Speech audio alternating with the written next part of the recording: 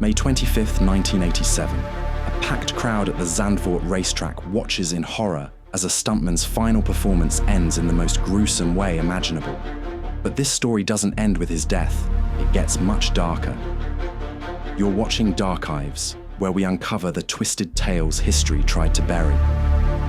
If you're new here, hit that subscribe button because today's story connects a fatal stunt to one of Belgium's most notorious unsolved murder sprees.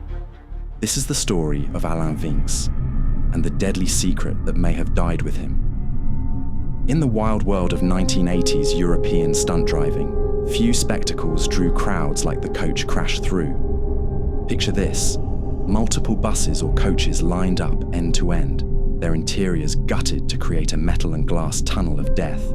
Then watch as a fearless driver attempts to plow a speeding car straight through them all. It was insane, it was dangerous, and audiences couldn't get enough. Performers like South African stuntman Vic Conrad made careers out of these death-defying stunts, though their safety equipment often consisted of little more than a motorcycle helmet and pure luck. These European cascadeurs, as they were known, pushed the boundaries of what human beings could survive behind the wheel. But among them all, one name stood out for his reckless ambition and his signature move: Belgian stuntman Alain Vincx. Vincx wasn't just any daredevil. His past was as dangerous as his stunts. Before he ever set foot on a racetrack, Vincx ran with a gang of juvenile car thieves called the Cysts, who terrorized the southern districts of Brussels in the late 1970s. His criminal resume included convictions for insurance fraud, and he made money staging accidents to claim big insurance payouts. His intimate knowledge of cars, combined with his questionable moral compass, made him the perfect getaway driver for illegal schemes. But by the mid-1980s, Vincx appeared to have turned his life around, channeling his dangerous driving skills into legitimate stunt work. His trademark performance involved driving a speeding car through single-deck buses and coaches lined up end to end. Most of the seating had been removed from these vehicles, creating a tunnel that Vincx would barrel through at breakneck speed. It sounds straightforward on paper, but the margin for error was essentially zero.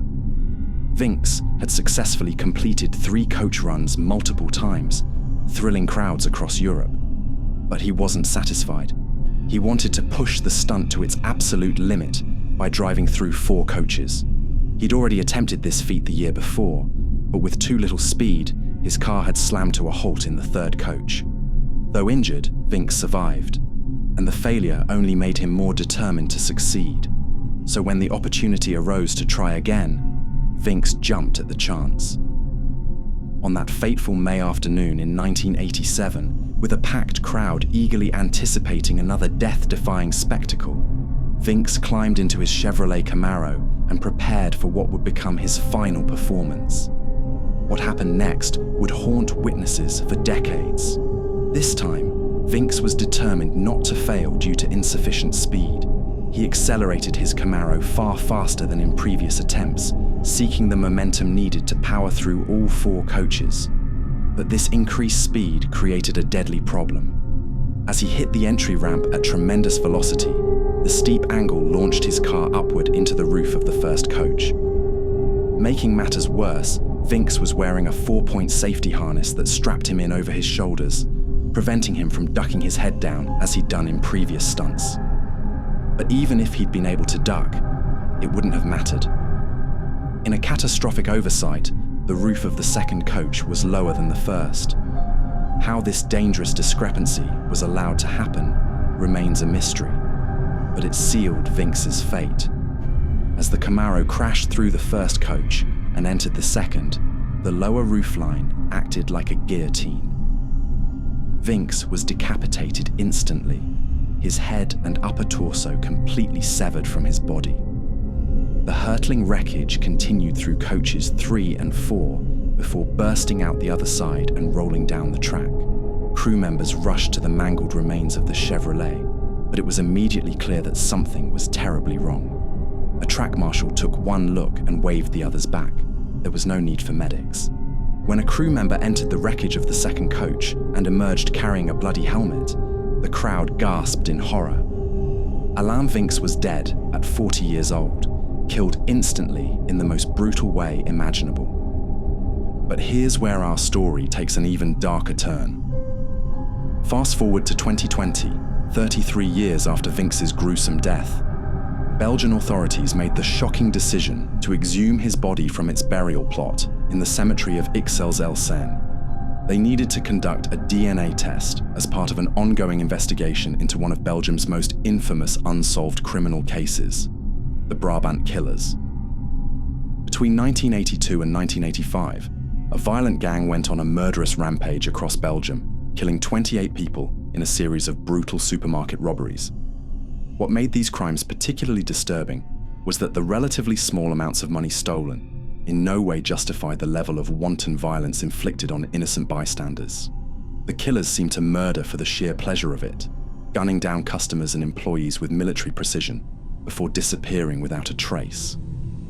Despite decades of investigation, the Brabant Killers were never caught, and the case remains one of Europe's most notorious cold cases. But some high-level investigators believed they had identified at least one member of the gang, Alain Vincx himself. The evidence was circumstantial but compelling. Vincx possessed intimate knowledge of the areas where the killings took place. Eyewitness reports described a getaway driver with exceptional skills behind the wheel, skills that perfectly matched Vincx's abilities. His criminal background and connections to the Brussels underworld made him a prime candidate for involvement in such a sophisticated criminal enterprise. Adding another bizarre twist to this already surreal story, another suspected member of the Brabant Killers, a man named Madani Bouhouche, also died by decapitation. He allegedly accidentally severed his own head while chopping wood with a chainsaw, though exactly how someone manages to decapitate themselves with a chainsaw remains a mystery that defies explanation. So what really happened to Alain Vincx? The theories are as dark as they are fascinating. The first theory suggests that Vincx was indeed the Brabant Killer's getaway driver and died before justice could be served. His death was simply a tragic accident that allowed him to escape prosecution for his role in one of Belgium's most heinous crime sprees. The second theory argues that the connection is purely coincidental, that desperate investigators are grasping at straws, trying to link an unfortunate stuntman to unsolved murders based on circumstantial evidence and wishful thinking. But there's a third, more sinister possibility. What if Vincx's death wasn't entirely accidental? What if he knew something about the Brabant Killers that certain people didn't want revealed? In this scenario, the accident at Zandvoort was orchestrated to silence him permanently. The different coach heights, the steeper ramp, the increased speed, were these genuine oversights or calculated elements designed to ensure Vincx never left that track alive. The DNA results from the 2020 exhumation have never been publicly released, leaving us with more questions than answers. The truth about Alain Vincx died with him that day at Zandvoort. Was he a reformed criminal who pushed one stunt too far? Or was he a cold-blooded killer who escaped justice through his own recklessness? The Brabant Killers case remains unsolved, and Vincx's role, if any, remains a mystery buried in a Belgian cemetery. What do you think happened? Was this just a tragic stunt gone wrong, or is there more to the story? Let me know in the comments below, and while you're there, tell me what dark case you'd like me to investigate next. If this story kept you on the edge of your seat, smash that like button and subscribe for more forgotten tales from history's darkest corners. Until next time, keep questioning what really happened.